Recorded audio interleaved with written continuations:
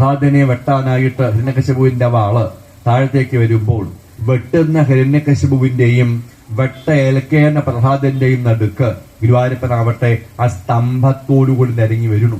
ഫലം എന്തുണ്ടായി? വാള് പിടിച്ച ഹിരണ്യകശിപുവിന്റെ കയ്യ സ്തംഭത്തിൽ മുട്ടുന്നു. അതോടുകൂടി ആദ്യത്തെ അലർച്ച ദിഗന്ധങ്ങൾ മാറ്റൊലിക്കൊള്ളുന്നത്. തുടർന്ന് രണ്ടാമത്തെ അലർച്ച ആകുമ്പോഴാണ് പൂർണ്ണമായിട്ട് നൃസിംഹഭാവം ആവിർഭവിക്കുന്നത്. സംഭൂതം ന മൃഗാത്മകം ന മനുജാകാരം വപുസ്തേ വിഭോ. മുഖം മുഴുവനായിട്ട് സിംഹത്തിൻ്റെത്, താഴഭാഗം മുഴുവനായിട്ട് മനുഷ്യന്റേത്. അതേസമയം അത്യത്ഭുതമായ ശരീരം അദ്ദേഹത്തിനുണ്ട്. ആകാശം മുട്ടുന്ന ഒരു തിരുമേനി. അദ്ദേഹത്തിന്റെ പ്രത്യേകത ആകാശത്തിൽ കാണുന്ന മേഘമാല തൂത്തുമാറ്റുന്നുണ്ട്. ചെറുതാണ് എങ്കിലും രണ്ട് ചെവികൾ ഉയർന്നു നിൽക്കുന്നുണ്ട്. അതിന് താഴെ ആ നെറ്റിത്തറത്തിലാവട്ടെ 3 വളവായിട്ട് ചാല് കീറിയത് പോലെയുള്ള ഒരു ഭാഗം. തുടർന്ന് അതിന് താഴെ തപ്പത സ്വർണ സവർണ ഗൂർണദതിരൂക്ഷാക്ഷം. തലച്ചു കിടക്കുന്ന സ്വർണത്തിൽ നിന്ന് അഗ്നിസ്ഫുലിംഗങ്ങൾ ഏത് രീതിയിലാണ് പുറത്തേക്ക് വരുന്നത്, അതേപോലെ ക്രോധത്തിൽ നിന്ന് പുറത്തു വരുന്ന അഗ്നിസ്ഫുലിംഗങ്ങൾ അദ്ദേഹത്തിന്റെ കണ്ണിലുണ്ട്. മാത്രല്ല ഉയർന്ന തിരുനാസിക.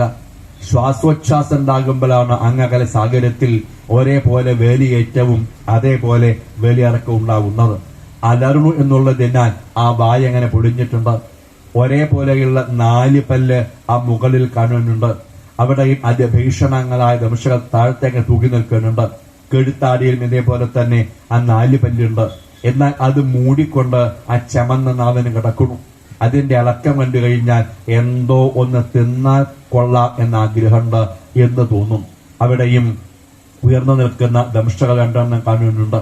അതേസമയം ഭഗവാന്റെ കവിൾത്തടം അത് മുഴുവനായിട്ട് ശ്മശുജാലങ്ങളെ കൊണ്ട് മൂടപ്പെട്ടതാണ് എന്നുള്ളതിനാൽ അതിന്റെ ഭംഗി കാണാനാവില്ല. അതേസമയം അലർന്നു എന്നുള്ളതിനാൽ നരസിംഹ ഭഗവാന്റെ അതികൃശമായ ആ കഴുത്ത് അതങ്ങനെ വികസിച്ചു വന്നു കഴിഞ്ഞിട്ടുണ്ട്. 2 ഭാഗത്ത് എത്രയെത്ര കൈകള്, അനേകം കൈകളിലെ ദിവ്യങ്ങളായ ആയുധങ്ങൾ ഇല്ലാത്ത കൈകളാവട്ടെ വജ്രങ്ങൾ എഴുന്നേറ്റ് നിൽക്കുന്നുണ്ട്. അതേപോലെ അതിവിശാലമായ മാരടത്തില് എത്രയെത്ര മാലകള്, അതികൃശമായ ഉദരം അദ്ദേഹം ആവട്ടെ ഭംഗിയായിട്ട് മറച്ച് പീതാംബരം ഞൊറിഞ്ഞുകൊടുത്തിട്ടുണ്ട്. അതഴിഞ്ഞു പോകരുത് എന്നും പറഞ്ഞ് വ്യത്യസ്തങ്ങളായ കിങ്കിണി ജാലം കൊണ്ട് ബന്ധിച്ചിരിക്കുന്നു. അതേസമയം ആ പാദത്തിനൊരു മാറ്റം ഉണ്ടായിട്ടില്ല. അതെന്താ കാരണം? കൊച്ചു പ്രഹ്ലാദൻ ആ പാദം മാത്രം കാണുന്നത്. ആ ഉണ്ണിക്ക് പേടിയുണ്ടാവരുത് എന്ന സങ്കല്പം. ഇത് വർണ്ണിച്ചുകൊണ്ട് മേപ്പത്തൂരെ പറയുന്നു, നമാമി. എല്ലാവരും ഒരുമിച്ച് അങ്ങയുടെ ഈ നരസിംഹഭാവത്തെ നമസ്കരിക്കട്ടെ. ഭക്തിയുള്ളവർക്ക് നമസ്കരിക്കാനാ തോന്നുന്നത് എങ്കിൽ നേരെ വിപരീത ചിന്ത ചിന്തിച്ചത് നൂനം വിഷ്ണുരയം. ഞാനങ്ങനെ കാത്തിരുന്ന വിഷ്ണു ഇന്നിതാ എന്റെ മുന്നിൽ ഇങ്ങോട്ട് ആവിർഭവിച്ചിട്ടുണ്ട്. എന്നാൽ ആചാര്യന്മാര് പറയുന്നു ഏതാണ്ട് 2.5 മണിക്കാണത്രേ നൃസിംഹാവതാരം.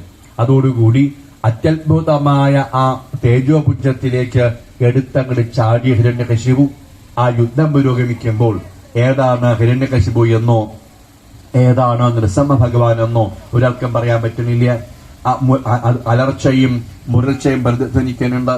വാള് കൂട്ടിമുട്ടുമ്പോൾ അതിന്ന് പുറത്തു വരുന്ന പ്രകാശം ഇടിമിന്നലെ പോലും തോൽപ്പിക്കുന്നത് തന്നെയാണ്. അത് കണ്ട് പേടിച്ച ഒരു കുട്ടി പറഞ്ഞു, ഞാൻ നാമം ജപിക്കില്ല എന്നത്. അങ്ങേ പറ്റുന്ന സഹപാഠി പറഞ്ഞു, നാമം ജപിക്കുക നല്ലത് ഇല്ലെങ്കിൽ ഉണ്ടാവും.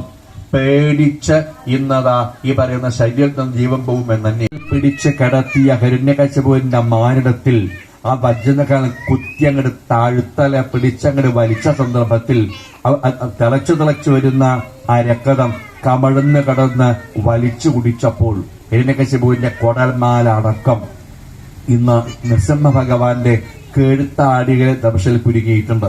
മൃതപ്രായമായ ശരീരം സ്വന്തം മരിയിൽ നിന്ന് മാറ്റിവെച്ച് കായുകൊണ്ട് തെട്ടിത്തെറിപ്പിച്ചു വരുമ്പോൾ ഭ്രാമ്യൽ ഭൂമവികമ്പിതാംബുധികുലം. ഭഗവാൻ ഓരോ പാദം വയ്ക്കുമ്പോഴും ഭൂമി അങ്ങോട്ടും ഇങ്ങോട്ടും ചാഞ്ചാടുന്നു.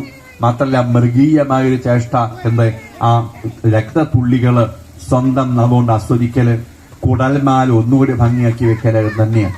അതോടുകൂടി അഭ്യേതും നശാക കോപി ഭുവനേ ദൂരെ സ്ഥിതാഭീരവ സർവേ സർവവിര്യന്തവാസവമുഖാ. പുഷ്പവൃഷ്ടിയെല്ലാം ഉണ്ടാവുന്നുണ്ട്. അതെല്ലാം തന്നെ തിളച്ചു കിടക്കുന്ന എണ്ണയിൽ വെള്ളം വീണ പൊട്ടിത്തെറിച്ചങ്ങനെ വീണു.